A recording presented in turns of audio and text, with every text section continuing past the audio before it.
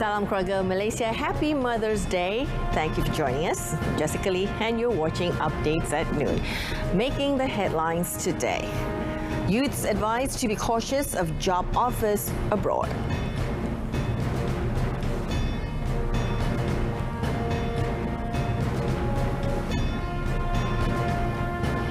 Two traffic cops under probe for escorting private vehicle.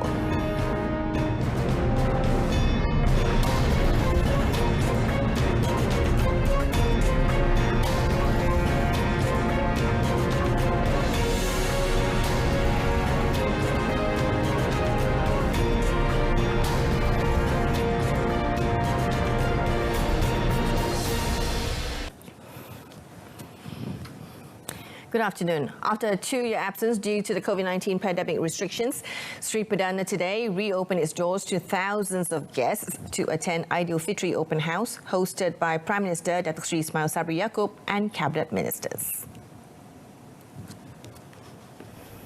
It has been a tradition for the Prime Minister's Aidilfitri Open House to be held on the first day of Aidilfitri. However, this year, it is held on the 7th day of Aidilfitri as the Premier wanted to give the people the opportunity to celebrate Raya with their loved ones in their hometowns first. More than 70,000 visitors are expected to attend the event, where they will be served 40 sumptuous traditional village-style dishes. As for entertainment, there will be various cultural performances by Istana Budaya artists. A total of 200 officers from the Ministry of Health (MOH), District Health Office, the Royal Malaysia Police (PDRM), Civil Defence Force (APM), and the People's Volunteer Corps (RELA) will monitor the compliance of the standard operating procedures for the COVID-19 prevention to ensure the event runs smoothly. Now, a total of 911,666 children aged between 5 and 11 years old, or 25.7% of their population in Malaysia, have completed the COVID-19 vaccination under the National COVID-19 Immunisation Programme for Children, or PICKIDS, as of yesterday. According to the COVID Now portal, a total of 1,546,751 children, or 43.6% of the same population, have received at least one dose of the vaccine. For adolescents aged between 12 and 17, a total of 2,896,706 of them, or 93.1% of their population, have completed the vaccination, while 2,994,219 individuals, or 96.2%, have received at least one dose of the vaccine. Meanwhile, for the adult population, 16,041,560 individuals, or 68.2%, have received the booster dose. 22,967,973 individuals, or 97.6%, have completed both doses, and 98.8% have received at least one dose of the COVID-19 vaccine. Yesterday, a total of 23,115 doses of the COVID-19 vaccine were dispensed, with 4,848 as first dose, 17,011 as second dose, and 1,256 as booster dose. Now, this brings the cumulative number of vaccine doses administered under the National COVID-19 Immunisation Programme, or PICK, to 70,389,427.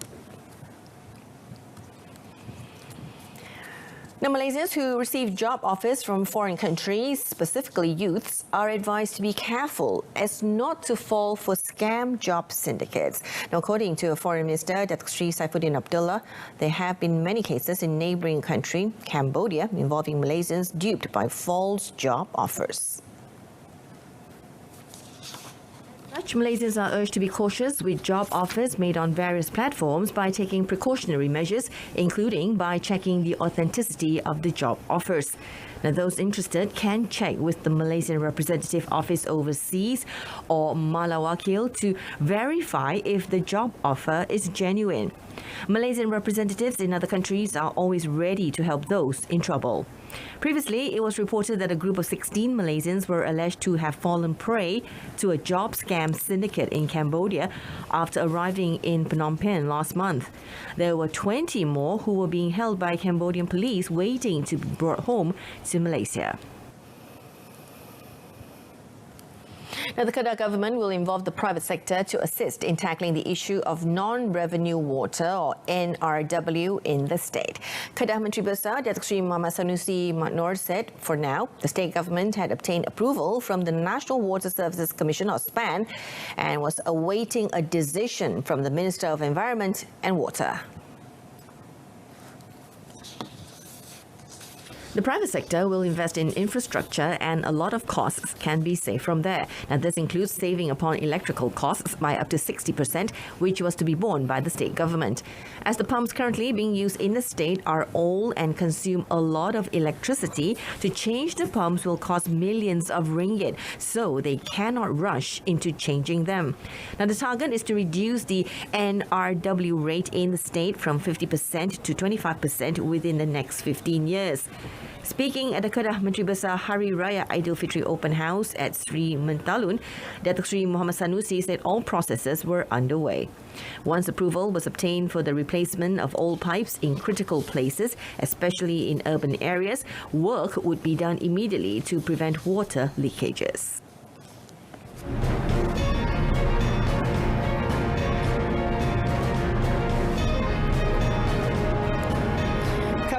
TLDM detained 9 immigrants through Op Benteng Laut. Pulau Pinang police are investigating a video that showed 2 traffic policemen escorting a private vehicle. Now, the incident in the video, which went viral on social media, was reported to have taken place along Jalan Bukit Gambir, Pulau Pinang. Its Police Chief Dato' Muhammad Suhaili Muhammad Zain said a disciplinary investigation paper on the 2 policemen seen in the video, which went viral on social media since yesterday, was also open. The 20-second video, which was detected at 8:36 p.m. yesterday, was uploaded on Facebook by account owner Anwar Aziz. Now, it showed a man at the wheel of a private vehicle which was escorted by 2 traffic policemen on a motorcycle belonging to the Royal Malaysia Police (PDRM).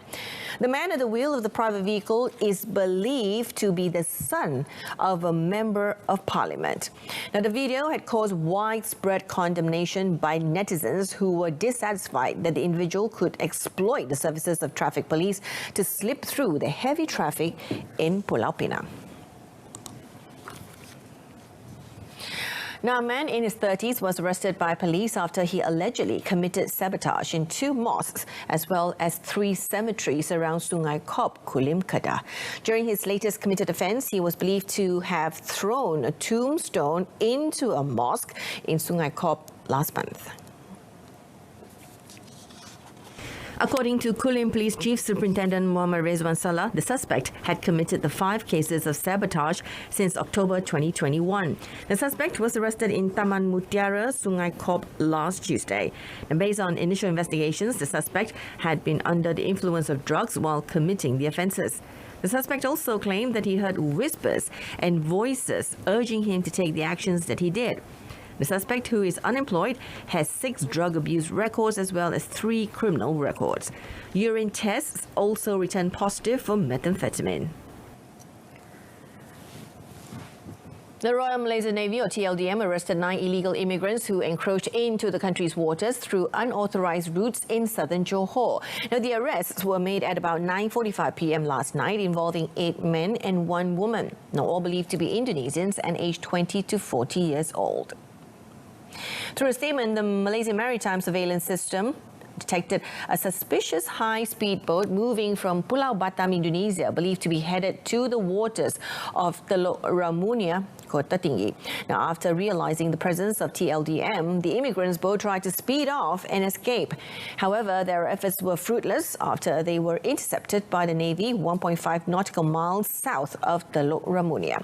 Now, all of them were brought to the Pengerang Maritime Post Jetty and was sent to the Op Merpati team for interrogation and COVID-19 screening before being handed over to the police. Now, after 2 days, the body of a 14-year-old teenager who was feared drowned at Sungai Lembing, Kuantan Pahang, was finally found. The body of the victim, Amirun Muhammad, was found by civilians about 6.2 kilometers from the location he was last seen at 6:10 p.m. yesterday. According to Pahang Fire and Rescue Department, JBPM Public Relations Officer Zulfadli Zakaria, the victim was swimming at the recreational area together with his brother and 2 cousins. The victim had went to the location with his family members for a picnic. They were said to have been swept away by fast currents to a deep section of the water before the 3 of them were rescued by members of the public. The survivors were the victim's brother, Muhammad Azri, 17, and his 2 cousins, Amaluddin Ismail, 13, and Muhammad Khalid Yusof, 16.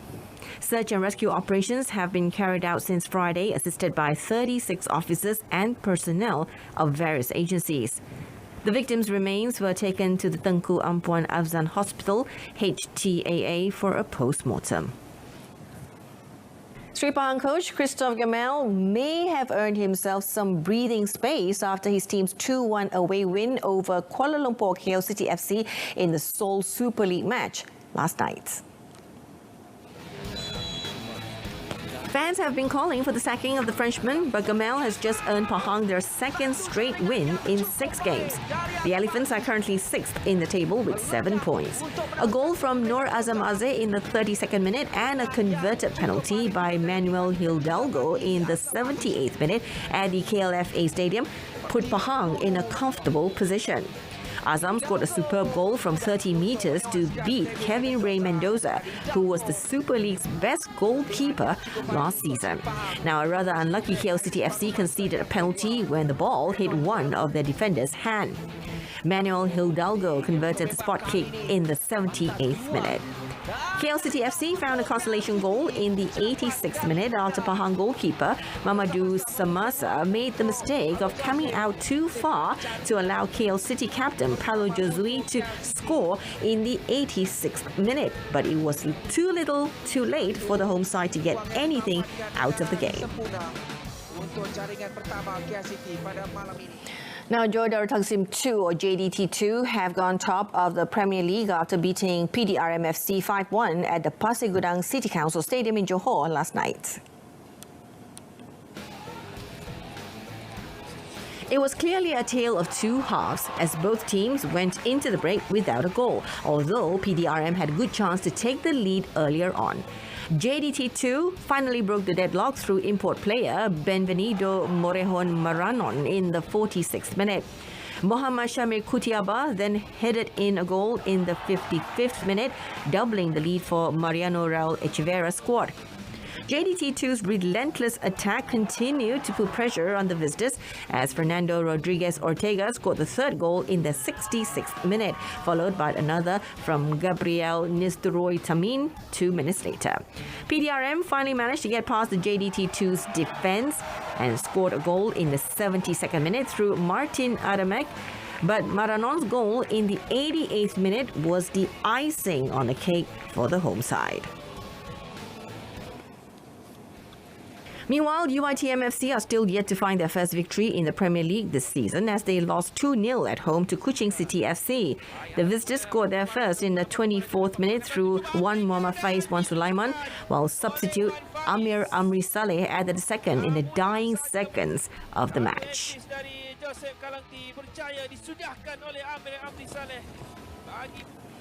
Muhammad Nur Aswar Fikri Azhar turned super sub when he scored a last gasp goal to help Malaysia beat Thailand 2-1 for a sensational start in the Group B of men's football in the 31st SEA Games in the Tien Trong Stadium in Hanoi last night. Playing in front of almost 30,000 spectators, Thailand, under the guidance of coach Alexander Polking, controlled the game in the first half with an aggressive approach. Now, Malaysia had a great chance to open the scoring in the 25th minute, but Lukman Hakim Samsudin ballooned his shot from inside the box. The national team were forced to make a substitution for the left-back position in the 29th minute when Muhammad Safwan Mazlan replaced the injured Muhammad Hari Hakim Mahmad, and Thailand capitalized on the situation to open the scoring 4 minutes later. A Thailand striker, Patrick Gustafsson, seized the opportunity to let fly a stiff grounder past goalkeeper Muhammad Azri Abugani. However, with half-time beckoning, Thailand were reduced to 10 men when Jonathan Kemdi was sent off by the referee for a foul on Muhammad Shahril Basha in the 41st minute. After the break, it was the national team under the head coach Brad Maloney who controlled the game against the 10-man Pies. Now, Malaysia's search for the equaliser finally ended in the 61st minute when striker Ahmad Azri was at the right place to convert a cross from skipper Muhammad Mukhairi Ajmal Mahadi into goal. Malaysia kept piling on the pressure, and in injury time, Muhammad Nur Azfar emerged as hero when he scored the winning goal to give Malaysia a perfect start. With the opportunity to contribute the first gold medal for Malaysia at the 31st SEA Games, elite female diver Nur Dabita Sabri, who begins her event at the Maidin Aquatic Centre in Hanoi later today, is not putting too much pressure on herself. Now, she's set to compete in the women's individual 1-meter springboard event along with compatriot Kimberly Bong Chien Ping. Nur Dabita, who has also been chosen as the country's flag bearer at the opening ceremony of the biennial sports event on Thursday, said she was just looking forward to enjoying her dives and coming up with her best performance since last competing in the 2020 Tokyo Olympic Games in August last year. She said, "I just want to focus on the moment. I don't want to focus on the goal or anything other than my performance." She said this when met by Bernama recently. Now, Nur Dabita will also be competing in the women's synchronized 10-meter platform event with Malaysia's diving queen, Datuk Pandalela Rinong Pam. Despite being an elite diver, the 2019 Asian Cup Diving Championship gold medalist, who has also won 4 gold medals during her participation in the SEA Games since 2013, admitted that she did feel nervous every time she competed and did not underestimate the other divers at the competition. And that concludes today's edition of Updates at Noon. In our top story, 2 traffic cops under probe for escorting private vehicle. We would like to extend our love and hugs to all mums out there. Happy Mother's Day and enjoy your day. Tune into News at 10, coming up at 10 p.m. on saluran Berita RTM on My Free Views channel 123. You can also stream the news by surfing RTM Click. Thank you very much for watching. I'm Jessica Lee. Stay tuned to TV2 and I'll see you later.